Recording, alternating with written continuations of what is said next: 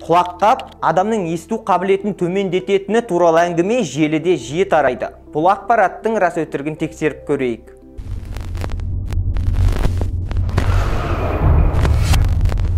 Бұл мәселеге ғылыми зерттеулер арқылы зер салайық. Біз ғылыми зерттеулерді іздеу үшін Google мен ғылыми еңбектер жарияланған арнайы деректер базасын қолдандық. Зерттеулер келесідей болды. Бірінші, швед жасөспірімдерінің құлаққапты қолдануы және есту шегі. Екінші, музыкалық плеерлер және есту қабілетінің нашарлауы.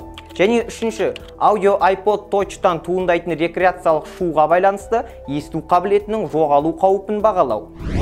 Үш зерттеуді және ақш-тың ұлттық еңбек қауіпсіздігі институтының нұсқауын талдағаннан кейін бір қорытындыға келеміз. Есту қабілетінің нашарлауына дыбыс деңгейі әсер ететіні туралы нақты зерттеулер бар. Сонымен қатар, есту қабілетінің жоғалуына құлаққап арқылы дыбысты тыңдау ұзақтығы мен жүйелілігіне тәуелділігін жоққа шығаруға болмайды. Құлаққап арқылы музыка тыңдау шынымен де есту қабілетіне әсер етуі мүмкін. Десе де, бұл гаджет пен аксессуарды пайдалану ерекшелігіне де байланысты. Құрметті оқырман, құлаққаптың есту қабілетіне әсері туралы сайтымыздан толығырақ оқи аласыз. Шындыққа әркімнің ақпар таласы.